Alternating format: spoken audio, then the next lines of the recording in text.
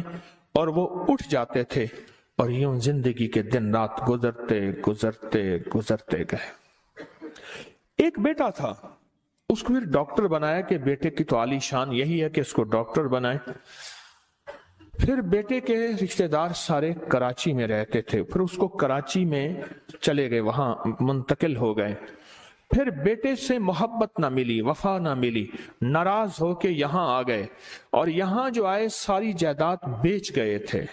यहां कुछ नहीं था, एक छोटा सा किराए का मकान था, मैं वहां मिलने गया तो अफसुर्दा थे। फिर वहां चले गए और मैं कराची में गया, हमारे एक मुखलिस थे, उनकी V8 गाड़ी थी, बड़ी लैंड क्रूजर, वो मेरे साथ थे।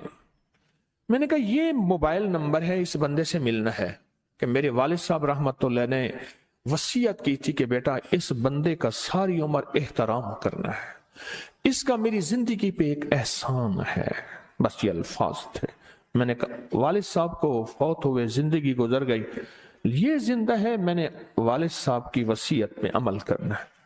फोन किया, कहाँ है? फलां जगह, फलां कॉलोनी, सोसाइटी, उस गली में आ जाए। हम वहां गए, फोन करें तो कि मैं सामने खड़ा हूं, आप देखें सामने कुछ भी नहीं। आप फलां चौक पे पहुंचे हैं? कि नहीं वहां तो नहीं है। कह रहे वहां पहुंचना था। फिर पहुंचे, फलां देखा, बंदा नहीं है। जहां दीदा इंसान थे, कराची में रहते हैं, बड़े नेक इंसान हैं। मुझे कहने लगे बात बताऊं? जी। कह रहे बंदा नहीं मिलना चाहता आपसे, बंदा आपसे मिलना नहीं चाहता, जब भी वो पता गलत बताता है। गलियां फिरते, बड़ी उनकी गाड़ी थी, 5 मरले की हाथी गाड़ी, तंग गलियां, अब कभी इधर घुमाएं कभी इधर घुमाएं। आखिरकार एक जगह पहुंचे, कहने लगे मैं ऊपर खड़ा हूं सामने। अच्छा, वो जो कहा ना सामने, आवाज मुझे ऊपर से आई।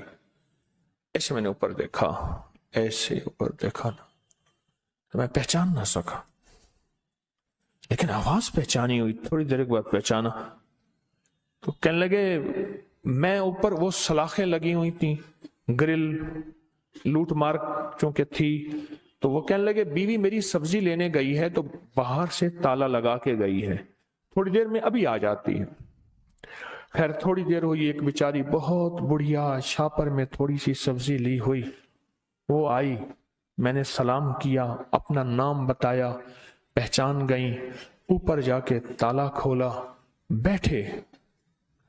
तो बैठते ही ना उनके चेहरे पे दाढ़ी के बाल बढ़े हुए थे। तो मैंने कहा आपने दाढ़ी रख ली है? कहने लगे नहीं, अब हाथों में सकत नहीं है शेव करने की, सकत नहीं है। और मैंने महसूस किया घर की वीरानी कि ये बहुत मालदार शख्स था, अब खत्म हो गया। जेब से मैंने कुछ बड़े नोट निकाल के जेब में, उन्होंने इनकार किया, मैंने डाल दिए। मैंने कहा वालिद साहब का हुक्म है आपसे मोहब्बत करने का। आंखों में आंसू आ गए। कहने लगे वालिद को गए हुए इतने साल हो गए, पर वालिद की बात याद है? कमाल है जी, तो आखिरी सांस तक वालिद का हुक्म तो आखिरी सांसों तक याद रहता है। बहुत हैरत हुई उन्हें मेरी इस बात पे, बहुत हैरत हुई। और फिर अपने बेटे के बारे में बताने लगे कि आपके वालिद ने बेटे को ये नसीहत की थी और वो अब तक फिर माजरत चाहिए। कहने लगी मैं घर में बंद हूं, मुझे ये पता नहीं है कि गली कौन सी है, सोसाइटी कौन सी है, चौराहा कौन सा है, सड़क कौन सी है, घर के अंदर बंद हूं और जिंदा लाश बन गया हूं और तन्हाई का शिकार हो गया हूं।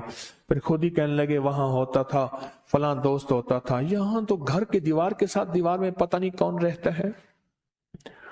और फिर बोलते बोलते रो पड़े कि तन्हाई में हूं, बेटा छोड़ गया है, जिंदगी का कोई पता नहीं, बेटा फड़ा बड़े अस्पताल में डॉक्टर है, रात को आता है सो जाता है, सुबह चला जाता है, बहू भी डॉक्टर है, हम बूढ़ा बूढ़ी हैं, जिंदगी गुजार रहे हैं। कुछ अरसे के बाद मुझे फोन आया उनके नंबर से, जी अस्सलाम वालेकुम, जी मैं उनका बेटा बोल रहा हूं, बाबा का नंबर आप पे था और आपके बारे में बड़ी बातें बताते थे, मैं आपकी इत्ला में देता हूं कि मेरे डैडी नहीं, बाबा नहीं, मेरे डैडी फौत हो गए। بس وہ آخری فون تھا، پھر اس کے بعد کہانی ساری ختم ہو گئی۔ لیکن یہ واقعہ سنانے کے بعد جو میں کہنا چاہتا ہوں وہ یہ کہنا چاہتا ہوں، ایک وقت وہ تھا کہ بچے کو وقت دینا تھا، اس وقت اس نے دوستوں کو وقت دیا، گپ شپ کو وقت دیا، حالات حاضرہ کو وقت دیا۔ کس کو؟ حالات۔ اور جب وقت اس کے دینے کا تھا، پھر بیٹے نے کہا نہیں بے ابا، اب قرض میں نے چکانا ہے، اور بیٹے نے خوب جی بھر کے قرض چکایا، اور پھر بیٹے کے پاس وقت نہیں تھا اور بیٹے نے وقت نہ دیا، اور یوں قسمہ پرسی میں وہ زندگی گزار کے، یقین جانیے میں نے گھر کے حالات دیکھے، 2 کمروں کا چھوٹا سا فلیٹ تھا، اوپر کی منزل پہ سیڑھیاں چڑھ کے ہم گئے، حالات دیکھے، میں نے کہا اوہ سب کچھ بک چکا، سب کچھ لٹ چکا، اور اب زندگی میں بچا کچھ نہیں ہے، لگتا ہے حالات بڑے کمزور ہیں۔ اپنی نسلوں کو 2 چیزیں سکھائیں، محنت اور دعا۔ اگر دعا نہ سکھائی، اللہ سے مانگنا نہ سکھایا، اللہ سے لینا نہ سکھایا، اللہ کے خزانوں کے سامنے بھکاری بننا نہ سکھایا، تو زندگی میں شاید وہ بڑی اعلیٰ ترقیاں پالے، پر وہ فرمایا کہ ایک پوت ہوتا ہے، پھر پوت اگر اس کو دعا سکھائی تو وہ سپوت ہوتا ہے، اگر دعا نہ سکھائی تو پھر موت ہوتا ہے، پیشاب، پوت، سپوت، ورنہ موت، پھر وہ پیشاب ہوتا ہے۔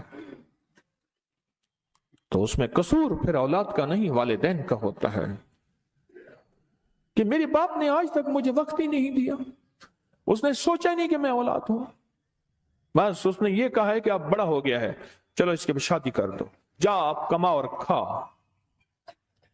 وہ زندگی میں جب تراش خراش کا وقت تھا، پانی دینے کا وقت تھا پودوں کو، پھول کلیوں کو نکھرنے اور نکھارنے کا وقت تھا، وہ تو میرا دوستوں کے ساتھ سڑکوں میں یا ادھر